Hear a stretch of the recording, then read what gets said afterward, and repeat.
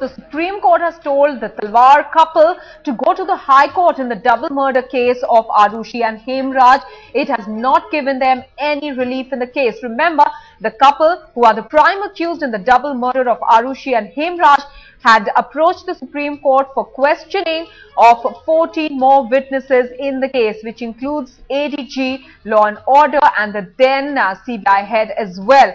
Remember, earlier on, they had been given a clean chit. However, the CBI later on, when it started its investigations and ended it, has pointed a finger at the couple for having committed the crime.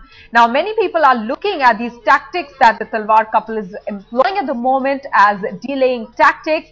They approached the Supreme Court for questioning of 14 other witnesses in the case. However, the Supreme Court has refused to grant them that relief. In fact, it has told the Talwar couple to go to the High Court. Remember, their statements were also supposed to be recorded. Both the husband and the wife were supposed to get their statements recorded. However, they decided to approach the vacation bench of the Supreme Court and ask for 14 more witnesses to be questioned in this case, which includes the former CBI chief, also the ADG, Law and Order, Uttar Pradesh. However, the Supreme Court has now said that it is not granting them any relief in the case. In fact, it has sent them back to the High Court and asked them to and referred the case to the High Court. Ankit Tyagi is now joining us with more details. Ankit, what does it effectively mean for the Talwar couple? Well, this, in plain simple words, Maha, they were trying to delay the proceedings at the court, at the special CBI court in Ghaziabad. The Supreme Court now, after rejecting their petition, has cleared the way for the CBI court in Ghaziabad to ask them and start recording of their statement. Remember, in this case, the defense has already, the prosecution has already produced all of their witnesses, and it was now the turn of the couple to present their 313 statement and then to be cross-examined by both prosecution and defense. They have been trying to avert this, to thwart this for some time. They have been putting in applications after application in the CBI court, asking them not to ask them to submit, to record their statement till the Supreme Court decides their application. After rejecting this application, now the Supreme Court has cleared its the way of the CBI court in Ghaziabad to ask to a statement of the Talwar. This will be very crucial for this trial to get completed, because the prosecution has produced their witnesses. Now it will be accused and also the defense to produce their witnesses and wrap up the case. Also, Ankit, help us understand why in the first place did the Talwar couple want these 14 witnesses to be examined again, because this case has been going on for a long time and the CBI has now clearly pointed their fingers at the Talwar couple for the crime. Well, Maha, it's on 16th of this month. It would be 5 years from that night when Arushi and Hemraj were murdered.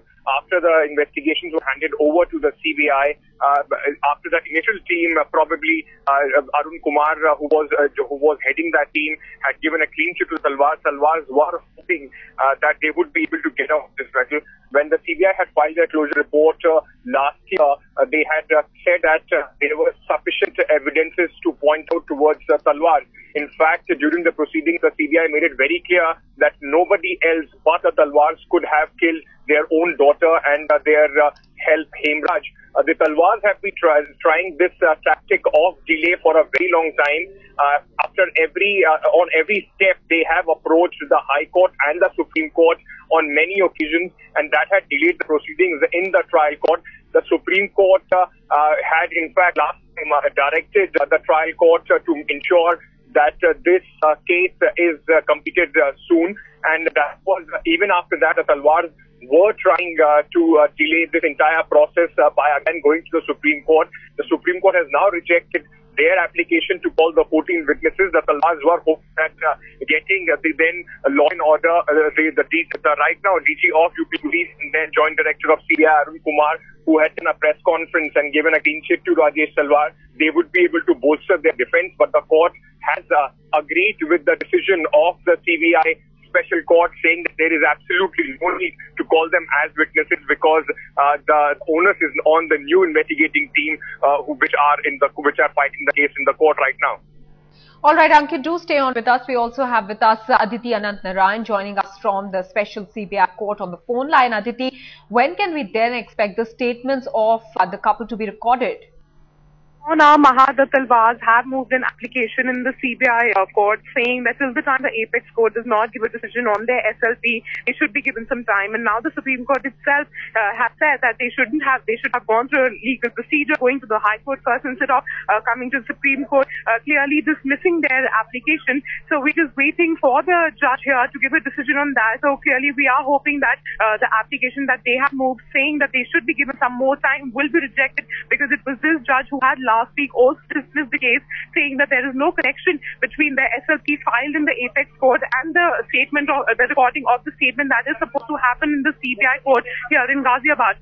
So right now the application is with the judge S. Lal, and we are waiting for him to give a decision on this. Maha. Aditi, can you take us through the significance of the statement when it's recorded?